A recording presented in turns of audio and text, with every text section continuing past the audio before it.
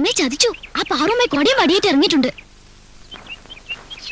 കുറച്ച് ദിവസമായിട്ട് സ്വൈര്യമായിട്ടിരിക്കുകയായിരുന്നു.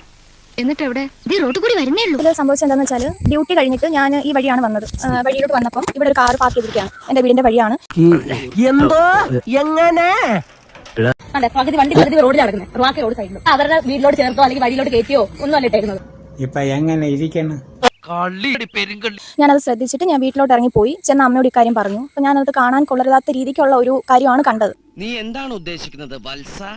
അപ്പം അത് ഞാൻ ചെന്ന് ചോദിച്ചു, അമ്മയെ വിളിച്ച് കൊണ്ടുവന്ന് ഞാൻ ചോദിച്ചു, എന്തിനാണ് ഇവിടെ വണ്ടി ഇങ്ങനെ ഇട്ടിരിക്കുന്നത് എന്നുള്ളത് ചോദിച്ചു.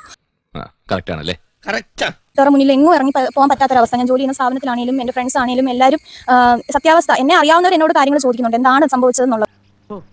ഭയങ്കരം തന്നെ.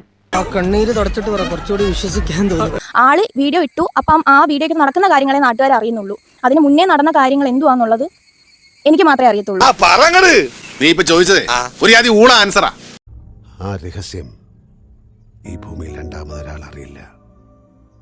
അതെന്നോടൊപ്പം മണ്ണിൽ അലിഞ്ഞില്ലാതാകും. അത് ആള് ഇത്രയും റഷായിട്ട് സംസാരിച്ച ഒരു വീഡിയോ ഓൺ ചെയ്ത് വെച്ച് എന്നെ ഇത്രയും അപമാനിക്കേണ്ട ഒരു കാര്യമൊന്നും ഇല്ലായിരുന്നു.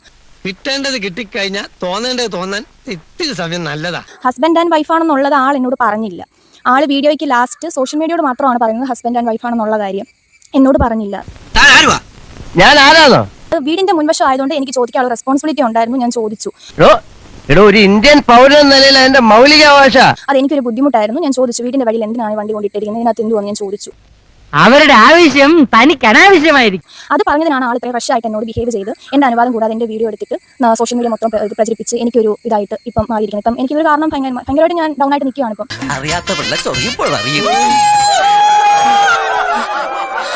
അതിപ്പം അവര് ഹസ്ബൻഡ് ആൻഡ് വൈഫാണ്, പ്രൈവസിയാണ്, ഓക്കെ. അതൊരു വീടിന്റെ മുൻവശത്തല്ലായിരുന്നു കാണിക്കേണ്ടത്. വീടിന്റെ മുൻവശം ആയതുകൊണ്ടിട്ടാണ് ഞാൻ ചോദിച്ചത്. പച്ചവെള്ളം ചവച്ചു കുടിക്കണ പഞ്ചപാവം അങ്ങോട്ട് ഇറങ്ങിയില്ലടേ. പിന്നെ ഈ ഒരു ഏരിയയിൽ ഒരുപാട് കാര്യങ്ങൾ ഇങ്ങനെ നടക്കുന്നുണ്ട്.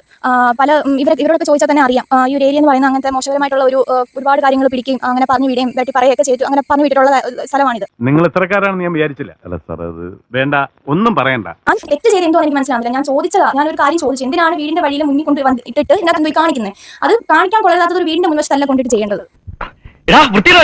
ഒന്നെങ്കിൽ അത് ഇവിടെ വെച്ച് സംസാരിച്ച് സോൾവ് ചെയ്യേണ്ട കാര്യം. ഞങ്ങൾ ആപ്പാട് 3 പേരെ ഉള്ളായിരുന്ന സമയത്ത് ആളിത് വീഡിയോ ഓൺ ചെയ്ത് സോഷ്യൽ മീഡിയ മൊത്തം വൈറലാക്കി സദാചാരം മറ്റേന്നൊക്കെ പറഞ്ഞിട്ട് എന്നെ കളിയാക്കുന്ന രീതിക്കായി ഇപ്പം. ഇക്കാര്യത്തിൽ എനിക്ക് നിന്നോട് യാതൊരു സഹതാപവും ഇല്ല. അത്രയ്ക്ക് നീ ഇവിടെ കിടന്ന് അഹങ്കരിച്ചില്ലേ? അപ്പൊ എങ്ങനെയാ ഇവിടെയൊക്കെ തന്നെ കാണുമല്ലോ അല്ലേ?